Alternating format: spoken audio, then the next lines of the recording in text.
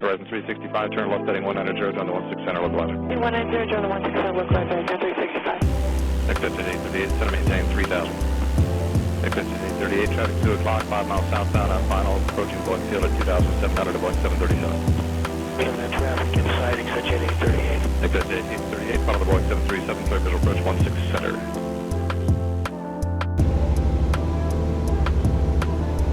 Hey guys, welcome back to the channel.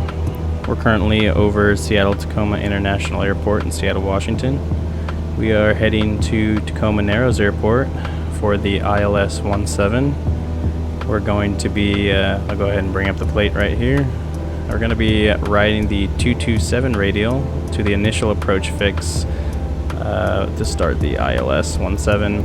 And so we'll go ahead and get our heading book set up so that when we get to the radial, we can go ahead and just hit the heading bug on, or excuse me, the heading button on the autopilot, and that'll just take us over there.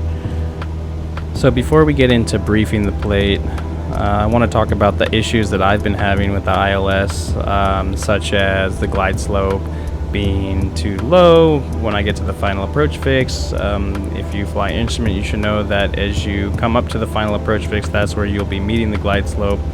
I've also been having problems with the navigation aids and the approach course, so I won't be able to turn the course knob on my ILS to adjust the approach course. So like the plate says the approach course is this, but in the game it has it set up as that. So two issues I've had have been with the glide slope and with the approach course. Although one thing I talked to someone about was on the G1000 in real life, that if you have it set up for the ILS, I can't remember if the course knob will still turn it. When I did my instrument check ride, I swear I remember turning the course knob to the proper course. But I don't remember. I haven't flown with a G1000 in quite a while. I'll have to get back in there. I have to get my currency here soon. But let's go ahead and brief the plate while we can. So if we bring up the plate here, we are going to Tacoma Narrows in Tacoma, Washington.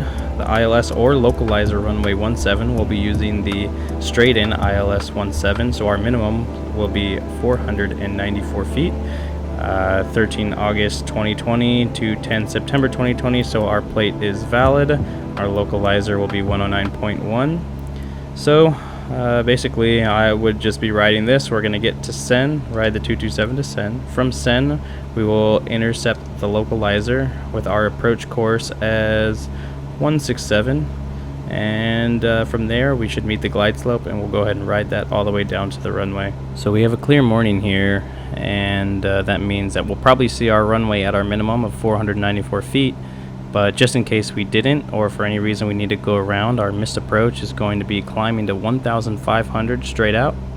Then we will climbing right turn to 2,000 via 290, and then we will ride the Seattle VOR radial 227 back to Sen, and from Sen we'll enter a hold.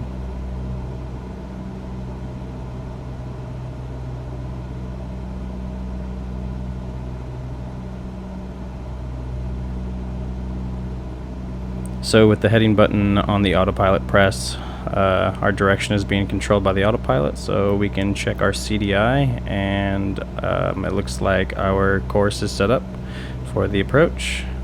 We're still riding that 227 radial, and I really think the morning and night graphics for the lighting look fantastic. I know every video I kind of go over different things that I like in regards to what the simulator produces, and with my laptop it's producing pretty good frame rates, and it looks like our glide slope has appeared and our localizer still isn't moving, and it appears that we have the wrong approach course. So this was one thing that had really got to me, was I can't remember in the real G1000 if you can change the approach course on the ILS, but it looks like it says 171, and our approach course, if you look on the plate here, it says that the localizer course is 167, but the game has it set to 171, which means I suspect we are not going to intercept the localizer in the correct area in accordance to our map and our plate. But let's go ahead and see what happens. So back to what I was saying, the night and morning graphics are incredible, just like the daytime graphics. But I do appreciate the time that they put into all the lights around the city, whether it's like rural lights, city lights. I think the lights do look fantastic. For this little gaming laptop that has a GTX 1060 in it and a CPU that only runs at 2.8 gigahertz, I think it runs the game pretty well. Yeah, I mean, it does lag every once in a while. I'm sure you see in the videos, but it really is. It allows me to play the game well. I can't wait for the new build to come through, so we can really record some videos without having any lag issues. So it looks like the glide slope is coming down on the left side of the altimeter, and so I am interested to see on where we meet the glide slope, because in the real life approach into Tacoma Narrows, if you are riding the 227 radial from Seattle to Sen, you should meet up with the glide slope right when you get to the localizer. So I am interested to see how the game portrays the localizer and the glide slope. So let's take a look.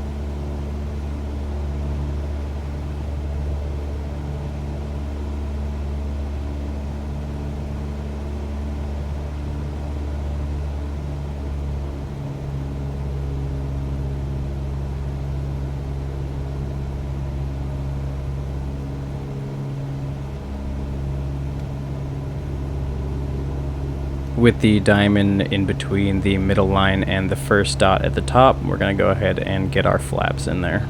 My instructor, while I was doing my instrument, was very adamant on using 10 flaps when flying instrument, just for safety in case you need to go around.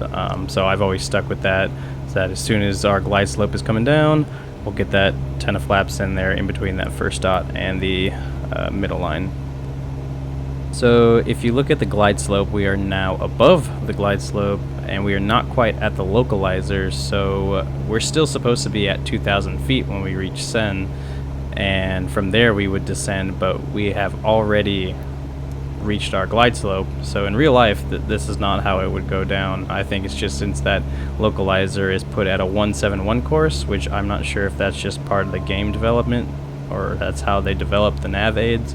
It should be 167, so I guess we'll just go ahead and ride the glide slope down, and then here comes our localizer. We'll go ahead and intercept the localizer, and then we'll continue on the glide slope. But in real life, you wouldn't want to get below that glide slope until you get to the localizer, which is where Sen would be. If you missed it, on the autopilot panel, I hit the approach mode, the APR button, and with the APR button, the approach mode button, basically it will keep you on the localizer course and keep you on the glide slope. It'll basically take you all the way down to the runway. It's a really good tool to use when you are doing RNAVs and when you are doing ILS or localizer.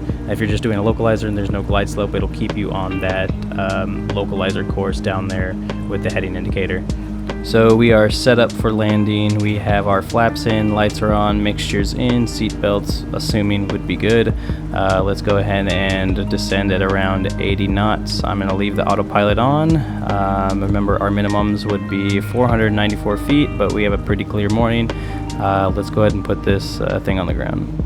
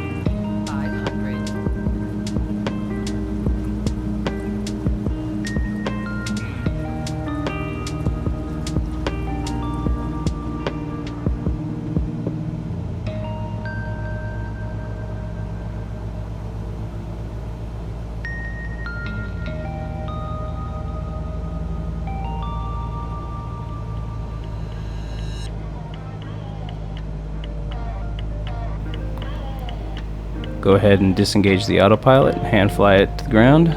Looks like we're a little below the glide slope, but there we go. Back on. Almost there. We're looking real good.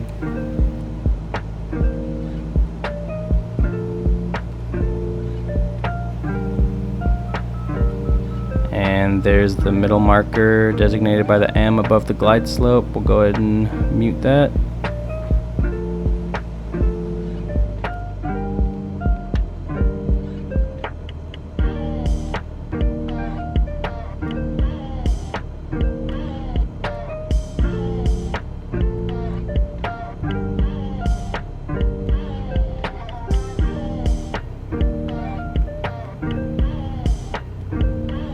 And we are down, not too shabby.